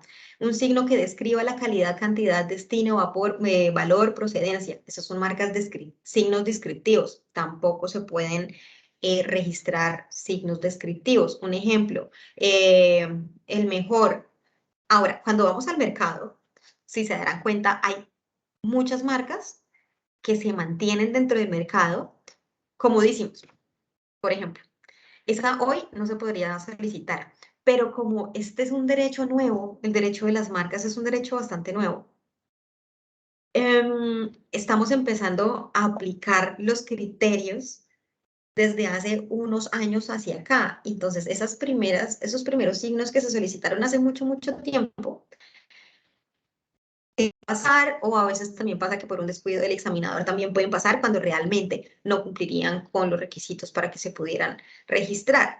Pero en principio no se puede solicitar, no se puede conceder un signo que sea únicamente descriptivo. Signos o nombres genéricos. Ahora, creo que esto, hacia esta en la diapositiva, pero para que no se pueda otorgar el registro como marca de uno de estos signos descriptivos o genéricos, es porque el signo consiste exclusivamente en, en esa expresión descriptiva o genérica. Si esa expresión descriptiva se acompaña de otra parte nominativa o se acompaña de un elemento visual lo suficientemente descriptivo con un logo, etc., pues te lo van a conceder porque tiene que ser, porque ya no sería exclusivamente genérico o exclusivamente descriptivo. ¿No? Pero todo eso igual es mejor evitar porque a la superintendencia no le va a gustar que soliciten signos descriptivos o genéricos, pero se podría si se acompaña de otros elementos.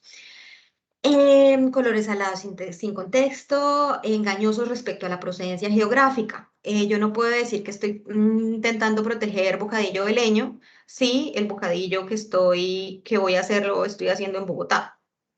Además que eso ya entraría con un tema de denominación de origen, que lamentablemente no tenemos tiempo de mirar, pero que también entra ahí. Pero digamos algo que no sea denominación de origen.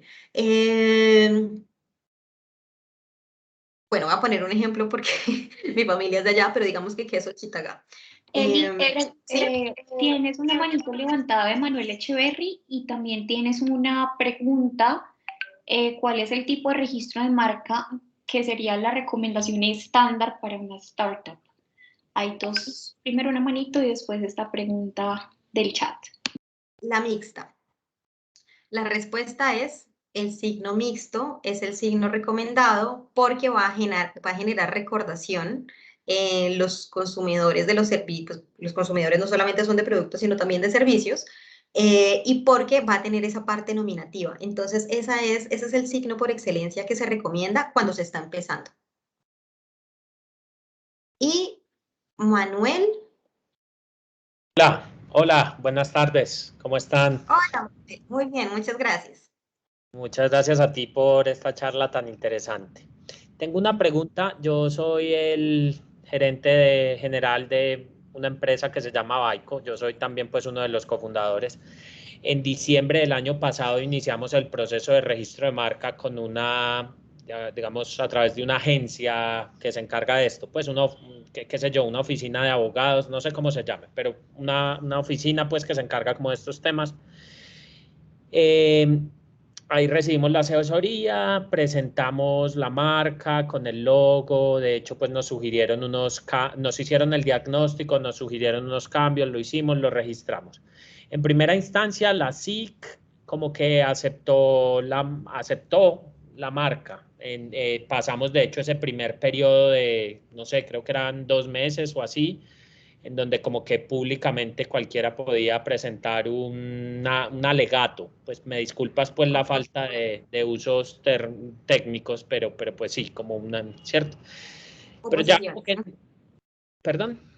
El término para presentar oposiciones. Es decir, Oh, entiendo que la solicitud se publicó y se pasó el tiempo para presentar oposiciones y nadie presentó oposición. ¿Estoy en lo correcto? así es. No. Entonces pasamos ese primer filtro, llamémoslo, y después que entrábamos como en otro periodo en donde ahí sí una marca como que presentó una oposición. Nuestra marca es Vaiko VR. Vaiko VR. Y una marca llamada Wycon, al parecer, dice pues que ahí hay como yo francamente no veo la similitud fonética entre Vaiko VR y Wycon, pero bueno, presentó un alegato y tuvimos que presentar como un recurso, creo que es que se llama. Entonces, pero la pregunta puntual es, ¿cuál es el panorama ahí? Porque en estas personas que nos están asesorando como que nos dieron como, no, sí, nosotros presentamos el recurso y ya ahí es esperar. No sé si me podrías como tú ilustrar un poco mejor porque esa respuesta me deja un poco perdido, ¿no? Como no, hay que esperar y ya, y bueno, pero qué pasa después, ¿cierto? Sí, a ver, te voy a contar un poco cuál es el procedimiento ante la superintendencia desde la solicitud hasta la decisión final, ¿no? Como todo procedimiento hay unas etapas. Entonces, la solicitud se presenta, de ahí se pasa a una etapa formal en donde simplemente miran las formalidades, miren que el logo esté en buena calidad y que las clases para las que se solicitó el signo estén correctas. Y más adelante les voy a decir qué son las clases de la clasificación NISA. De ahí, entonces, si todo está bien, el signo se publica. Y a partir de la publicación, los terceros que consideren tener un signo previamente registrado o solicitado, que se les llegue a confundir con este signo, pueden presentar escritos de oposición. El término, si mal no estoy, para presentar escritos de oposición es como de 60 días hábiles. El solicitante, que en este caso sería usted, tendría un tiempo también para presentar su respuesta a ese escrito de oposición. El que se presente una oposición no significa que le van a negar la marca, así como si no se presentan oposiciones, tampoco significa que le van a conceder la marca. Es el examinador, obviamente si le presentan una oposición, como entendería que es el caso, tal vez, porque creo que ese es el caso, porque es que si se hubiera pasado el término, el tiempo, para presentar oposiciones y ningún tercero hubiera presentado escrito de oposición, ese tercero después no estaría facultado para presentar ningún otro escrito. Únicamente los que presentan escrito de oposición se hacen, por decir, parte dentro del proceso y después en el evento en que le concedan la marca, ellos pueden presentar un recurso de apelación en contra de esa concesión de la marca. Pero yo creería que lo que pasó acá es que presentaron una oposición, la firma asesora de abogados presentó la respuesta a esa oposición y ahorita el siguiente paso, es decir, lo que sigue, es que la Dirección de Signos Distintivos de la Superintendencia emita la resolución, bien sea concediendo el registro de la marca o negando el registro de la marca. Entonces, en ese sentido, sí se tendría que esperar hasta que salga esa decisión de la superintendencia. Ahora, si la superintendencia decide que le concede la marca, ese tercero opositor está facultado para presentar un recurso de apelación en contra de esa concesión de la marca. De lo contrario, si lo que la superintendencia hace es negar la marca la puede negar la superintendencia bien con fundamento en la oposición o la puede negar con fundamento en cualquier otro antecedente que hubiera encontrado haciendo una búsqueda fonética o una búsqueda de antecedentes gráficos. O sea, la superintendencia puede negar por la razón que ellos consideren después de hacer el análisis de registrabilidad del signo. Digamos que la niegan. Si la niegan, usted puede presentar un recurso de apelación en contra de esa decisión de negación. Y ya al final, la superintendencia, otro grupo diferente del que decidió el que emitió esa decisión, que es el grupo de vía gubernativa, el grupo de apelaciones, perdón, va a emitir una decisión final. Y ya contra esa decisión final no procederán más recursos y la única sería ir a un Consejo de Estado, pero pues no valdría la pena de pronto ir ante una instancia tan grande para un tema de estos. Entonces, lo que ya será la superintendencia quien tiene que entrar a analizar si existe confundibilidad o no entre los signos cotejados. ¿Ellos qué van a hacer? Van a mirar si se confunden fonéticamente, van a mirar en conjunto el signo, si es que los signos son mixtos, a ver si generan una impresión similar, van a mirar si existe una confundibilidad conceptual, van a hacer todo ese análisis, pero como le digo, el que hubieran presentado la oposición no quiere decir de ninguna manera que eso ya signifique que le vayan a negar el registro de la marca. Vale, no sé si... muchísimas ¿Sí? gracias. No, sí, me queda muy claro, ahora quedo muy preocupado porque No, pues, somos un emprendimiento y entonces sale más caro el remedio que la enfermedad, pues como dicen por ahí, ¿cierto? Porque ya cuando, o no sé, bueno, esa sería una pregunta, o sea, cuando ya empezamos en esa pelea, digamos desde una óptica financiera, ¿cómo la ves? ¿Como más negra que este día de hoy o qué? financiera no, de pronto sería, lo único que faltaría acá sería la decisión final y un eventual recurso que quieran presentar y ya ese sería decisión de ustedes si quieren presentar el recurso o si quieren solicitar un nuevo registro para una marca diferente. Pero como le digo, es que estamos, en este momento es muy difícil adivinar, estaríamos suponiendo cosas porque probablemente no. Existe la posibilidad de que le concedan el registro de su marca, entonces lo que haría es esperar, esperar a ver qué dice la superintendencia y una vez la superintendencia tome una decisión, pues se tomarán las medidas necesarias. Pero puede pasar que le concedan el signo. Ah, bueno. Bueno, sí, pues en términos del logo sí creo que son muy distintos, pero bueno. Eso es una ventaja porque eso es un elemento que van a entrar a analizar. Sí, pero entonces, digamos, el consejo final es donde eso se empiece a complicar, es mejor simplemente registrar otra marca, que entrar en una pelea ilegal que se vaya hasta el Consejo de Estado, pues como estabas diciendo.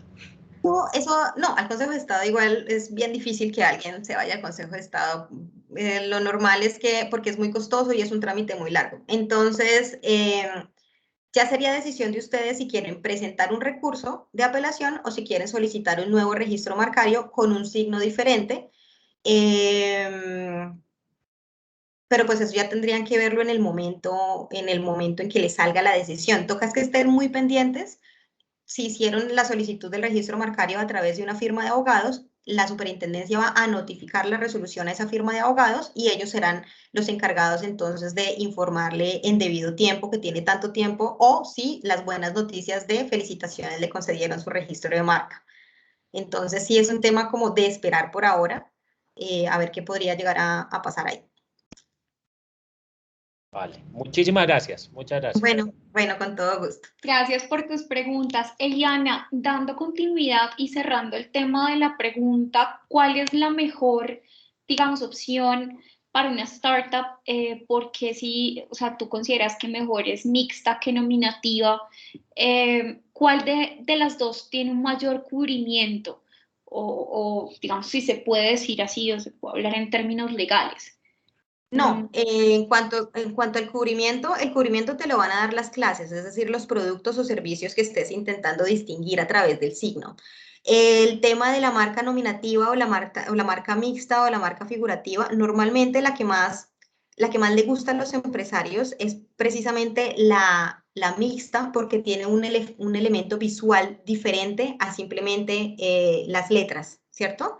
Entonces, esto cuando se presenta en temas publicitarios, por ejemplo, genera mayor recordación, signos bastante distintivos. Entonces, por eso, cuando se está empezando, uno lo que quiere es que lo recuerden en el mercado. Eso es lo que uno busca. Lo que uno busca es que digan, no, esta marca es súper buena. Se llamaba, volvamos al ejemplo, Protec y tiene un logo súper bonito porque es como azul con amarillo y tiene una cosita así. ¿Ves? Entonces, la gente recuerda el logo y asocia las calidades de los servicios prestados o de los productos que se ofrecen a través de ese signo y los asocia a esa calidad o a ese origen empresarial detrás del signo. Entonces, la verdad es que las marcas nominativas también son muy fuertes porque igual el voz a voz también está en las marcas mixtas, pero la marca nominativa, cuando estás enfrentando dos signos, por ejemplo, una marca nominativa tiene muchísimo peso cuando lo estás enfrentando lo estás cotejando frente a un signo mixto.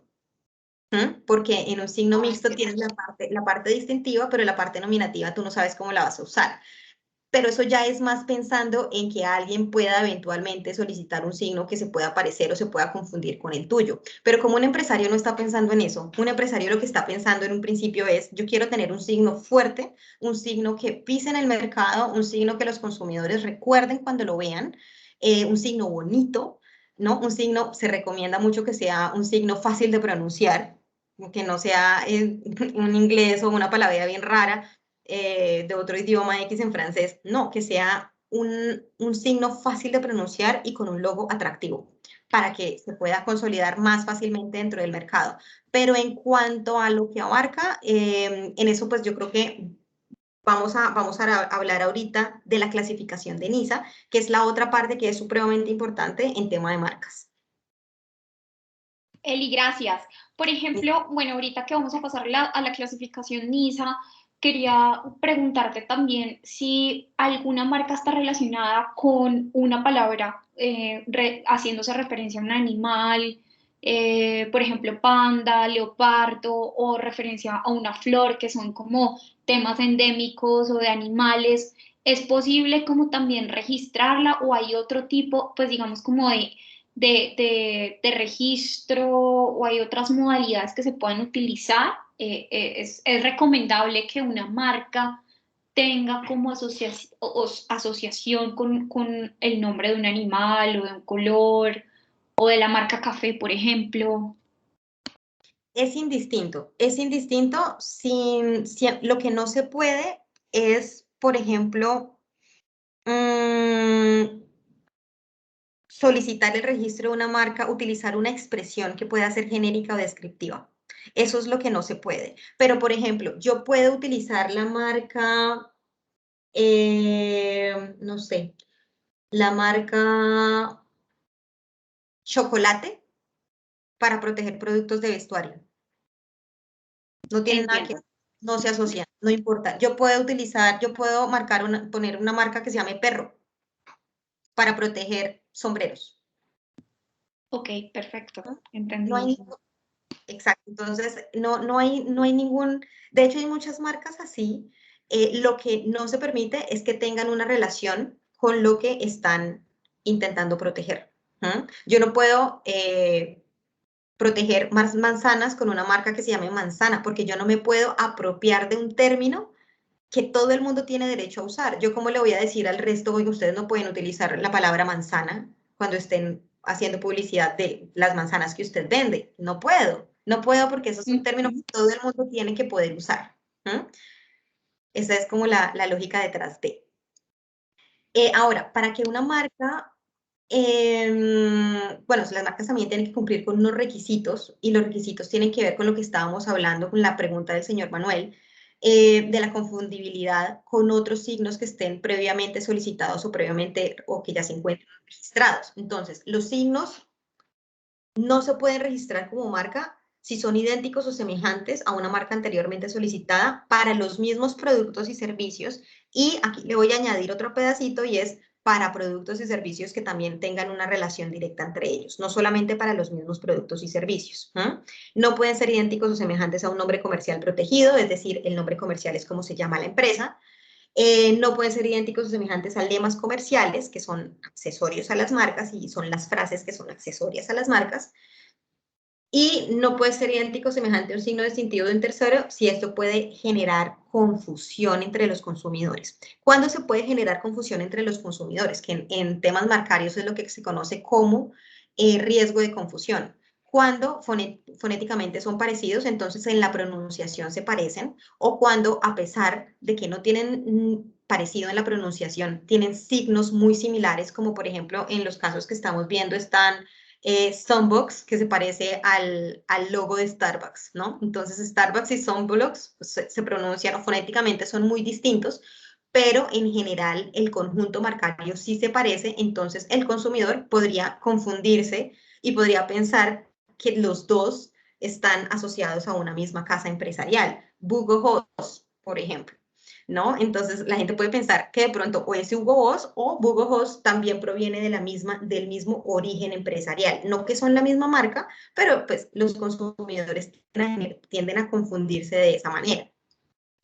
Ahora, hablando de la clasificación NISA, porque decía que esto es muy importante, porque es que las marcas se protegen las marcas lo que buscan es distinguir productos y servicios, ¿cierto? La clasificación NISA tiene 45 clases. Las 34 primeras clases son productos y las últimas de la 35 a la 45 son servicios.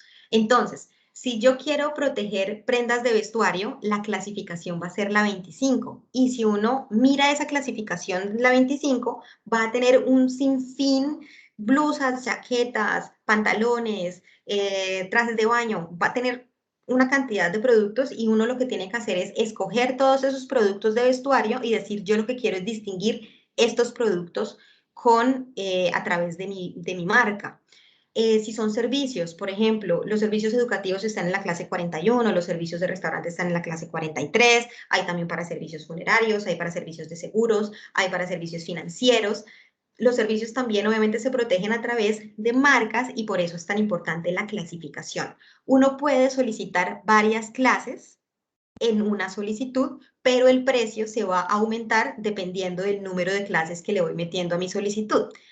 Entonces, pues no quisiera tenerlos en muchas clases, pero la otra es que yo tengo que solicitarlo para la clase que realmente voy a usar, porque si yo después, si a mí me otorgan el registro de la marca y no la uso por, creo que son como 3 o 5 años, me la pueden cancelar por no uso. Un tercero puede pedir que me cancelen mi marca. Entonces, lo mejor sí es solicitar la marca para los productos y para los servicios que estoy utilizando, para los que con los que voy a distinguir, para los que voy a distinguir a través de la marca. Entonces, eso también es bien importante porque yo no puedo pretender que nadie use mi signo en cualquier producto, para cualquier producto o para cualquier servicio. Y por eso es que encontramos marcas, por ejemplo, Corona. Y Corona la tenemos para zapatos, la tenemos para chocolate, la tenemos para cerámicas, y el titular no es el mismo. Un titular la tiene para una cosa y otro titular la tiene para otra. Entonces, ¿por qué? Porque Corona solamente la protegió para cerámica porque ese es su negocio, eso es lo que ellos están intentando proteger. Y chocolate para chocolates. Y así pueden existir muchas marcas. Entonces, cuando uno hace una búsqueda de antecedentes fonéticos para ver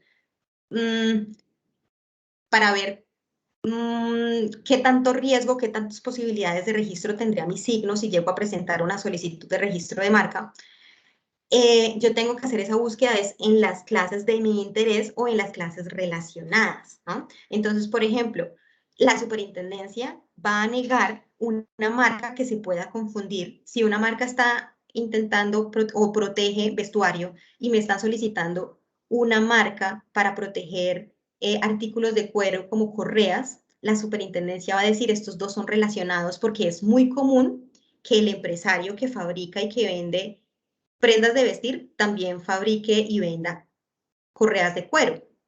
Están en clases diferentes, pero son clases relacionadas. Entonces, con fundamento en una marca que esté protegiendo artículos de vestuario, me pueden negar una marca para proteger correas de cuero. Eso es lo que se llama conexidad competitiva. Ya nos estamos como quedando súper corticos de tiempo. Así es, tenemos unos 7 minutos para ir cerrando, Eli. Sí, sí, qué pena con ustedes que esto es demasiado amplio, entonces a pesar que uno quiere mantenerlo como en los puntos que son los que siempre consultan, pues sigue siendo muy poco tiempo. Pero bueno, yo creo que entonces cerraríamos con signos distintivos, derechos de autor, creo que no vamos a alcanzar a abarcar derechos de autor, que de todas maneras era el último tema. Pero en signos distintivos está este otro tema que también es importante, que es el de los lemas comerciales.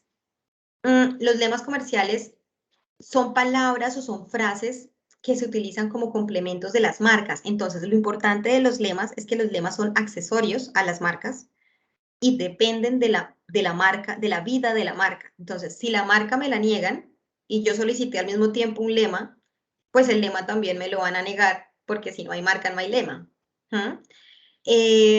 Si no usé la marca y me la cancelan por falta de uso, pues también se me va a caer el lema, porque el lema es accesorio a la marca, es decir, la vida del lema va a seguir la vida y suerte de la marca.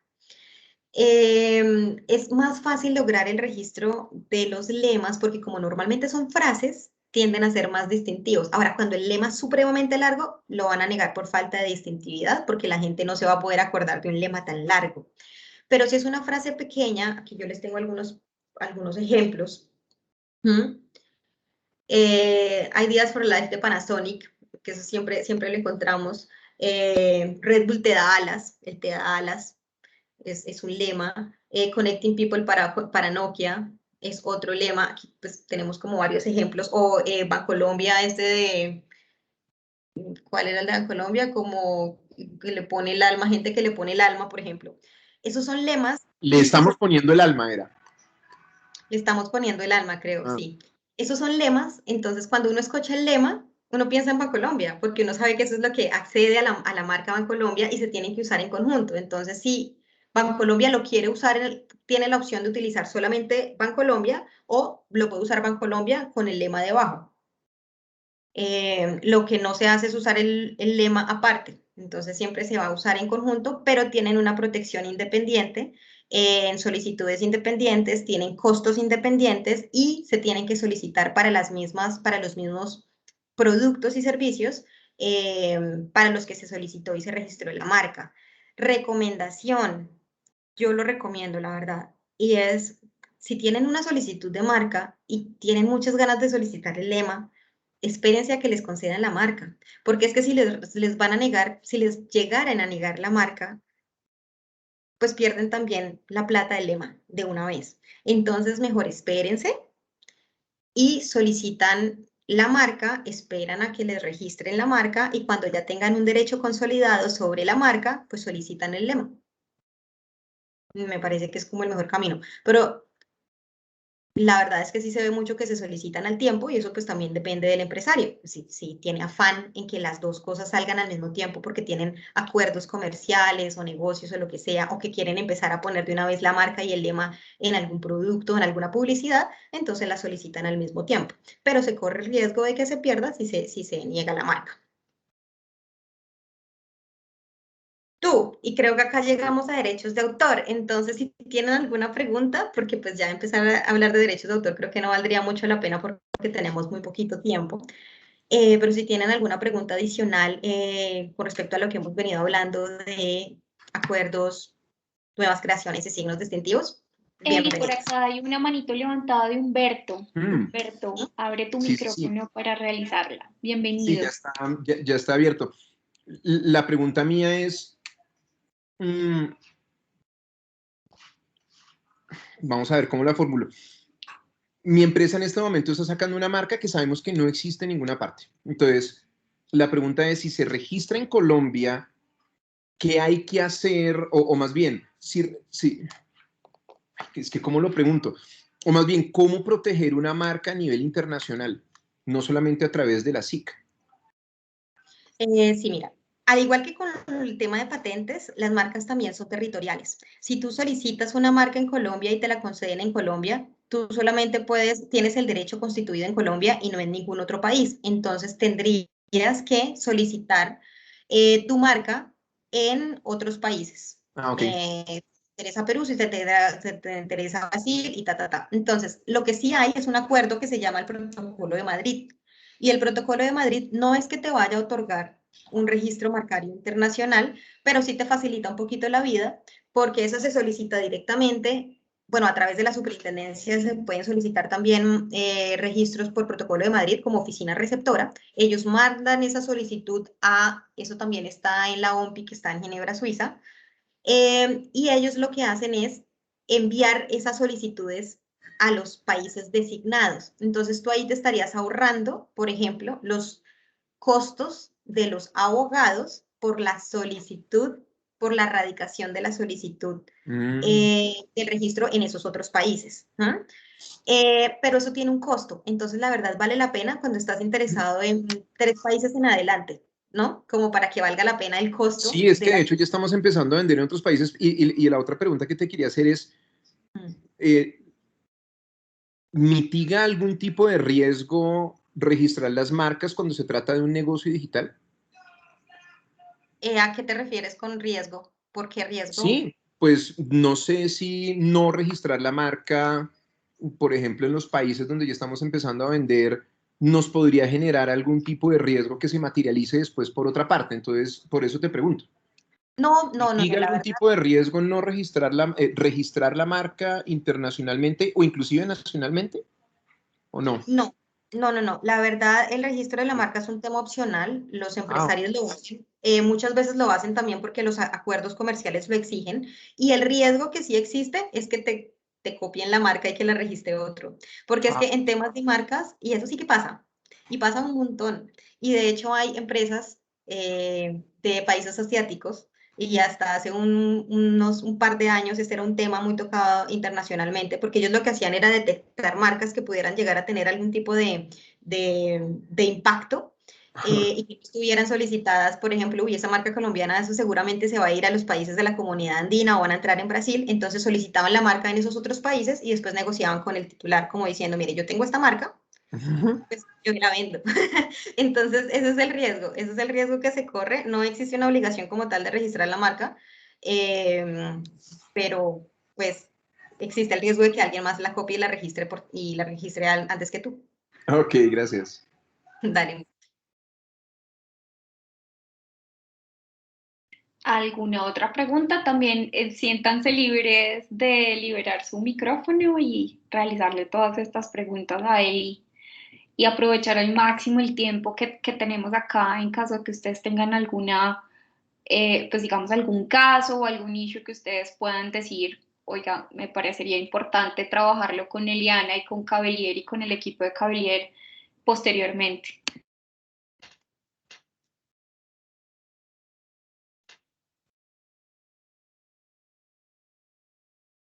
Bueno, creería que entonces les quedó muy claro todo, me parece muy bien.